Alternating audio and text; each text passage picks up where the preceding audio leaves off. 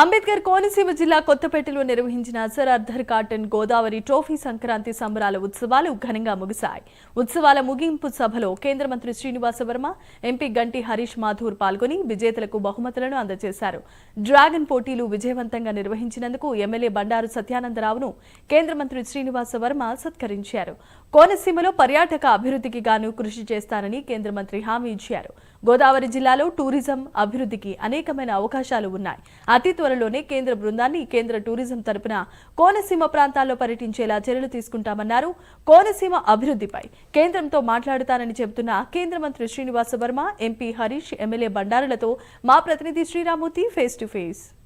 సభలో కేంద్ర మంత్రి శ్రీనివాస వర్మ గారు పాల్గొన్నారు. ఇక్కడ రాబోయే రోజుల్లో కేంద్రం నుంచి కోనసీమకి ప్రత్యేకంగా ఒక టూరిజం ప్యాకేజీని తీసుకురావడానికి, టూరిజంగా అభివృద్ధి చేసేందుకు ఒక ప్యాకేజీని రోజుల్లో కేరళ తరహాలో కోనసీమ ప్రాంతాన్ని పర్యాటకంగా అభివృద్ధి చేసేందుకు కేంద్రంతో మాట్లాడి ఒక ప్రత్యేకమైన ప్రాజెక్టును తీసుకొచ్చేందుకు కృషి చేస్తామని చెప్పేసి ఇక్కడ ఆత్రేయపురం ఉత్సవం ముగింపు సభలో పాల్గొన్న కేంద్ర మంత్రి శ్రీనివాస వర్మ గారు చెప్పారు.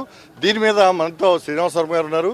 చెప్పండి సార్, ఇంత కోనసీమ ఆత్రేయపురం ఉత్సవంలో కోనసీమలో ఉన్న వనరులు ఏంటి, కేరళ తరహాలో టూరిజం అభివృద్ధికి ఇక్కడ ఉన్న పరిస్థితి ఏంటో మీరు కళ్ళారా చూశారు, దాంతో కూడా ఇక్కడ స్పందించారు. ఏ విధంగా వచ్చే సంవత్సరానికి ఇక్కడ సెంటర్ నుంచి ఎలాంటి టూరిజం ప్యాకేజ్ తీసుకురాబోతారు? ఇప్పుడు ఉభయ గోదావరి జిల్లాలు గోదావరి పరివాహక ప్రాంతం. అటు పేరుపాలెం కానీ, ఇటు ఇప్పుడు ఇక్కడ ఈ ప్రాంతం కానీ, ముఖ్యంగా కోనసీమలో కొబ్బరి తోటల అందాలు కానీ, ఇది మీరు ఇందాక చెప్పినటువంటి కేరళలో ఉన్నటువంటి ఏదైతే ఆహ్లాదకరమైనటువంటి వాతావరణం ఉందో దానిని మైమరిపించే విధంగా ఉంటుంది అనడంలో ఏమాత్రం కూడా సందేహం లేదు. అయితే ఈ ప్రాంతంలో ఖచ్చితంగా ఒక టూరిజం ప్రాజెక్ట్ని అభివృద్ధి చేయవలసినటువంటి అవసరం ఉంది. చాలామంది ప్రైవేట్ సంస్థలకు చెందినటువంటి వ్యక్తులు కొంచెం టూరిజం యాక్టివిటీ నిర్వహిస్తూ ఉన్నారు.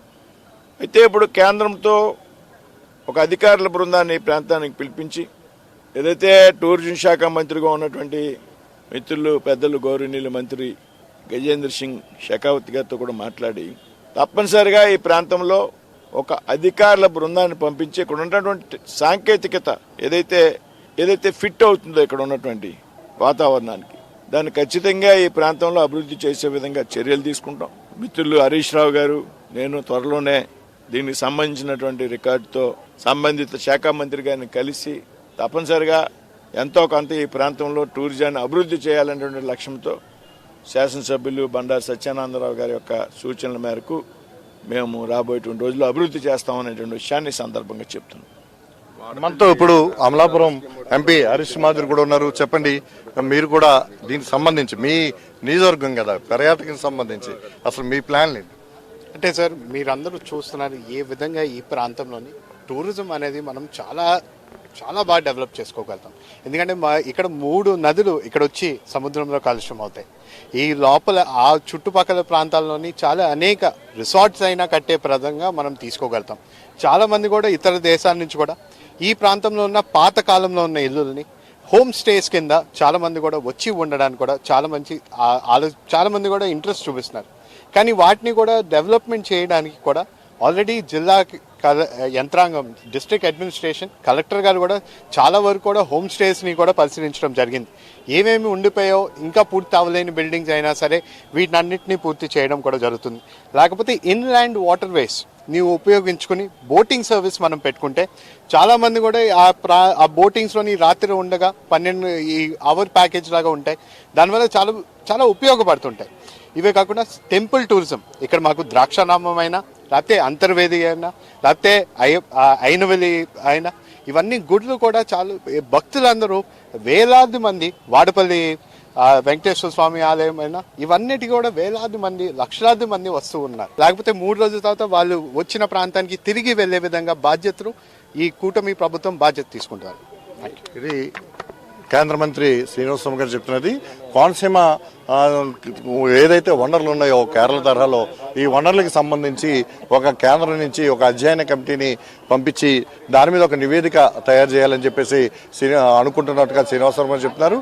అలాగే ఎంపీ హరీష్ మాథూర్ కూడా ఈ కోనసీమలో వచ్చే సంవత్సరానికి ఒక పర్యాటకంగా ఒక స్పోర్ట్స్ వాటర్ స్పోర్ట్స్ కానీ బోటింగ్ కానీ ఇతర హౌస్ రెస్ట్ హౌస్లు కానీ ఇట్లా రకరకాలుగా ఆ అవకాశం ఉంది. అన్నీ కూడా చూసి అంటే గోదావరి సముద్రంలో కలిసే ప్రదేశాలు కూడా ఇక్కడ సంగమం ప్రదేశాలు కూడా చాలా పర్యాటకంగా అభివృద్ధి చేయాల్సిన అవసరం ఉందని చెప్పి కూడా హరీష్ మాధురి చెప్తున్నారు. ఇవన్నింటికీ కూడా కూటమి ప్రభుత్వం కృతనిశ్చితం ఉంది. పర్యాటక అభివృద్ధి కేరళ తరహాలో కోనసీమని అభివృద్ధి చేయటమే లక్ష్యంగా భావిస్తున్నట్టుగా ఇటు ఎంపీ మాధురి చెప్తున్నారు. అలాగే ఇక్కడ స్థానిక కొత్తపేట ఎమ్మెల్యే బండారు సత్యేంద్రరావు ఆధ్వర్యంలో ఈరోజు ఈ 3 రోజుల ఈ ఏదైతే గోదావరి సర్దార్థకంగా గోదావరి ట్రోఫీ డ్రాగన్ పోటీలు చాలా ఘనంగా ముగిశాయని చెప్పొచ్చు. కెమెరామెన్ నానితో శ్రీరామూర్తి, ప్రైమ్ న్యూస్, ఆత్రేయపురం నుంచి.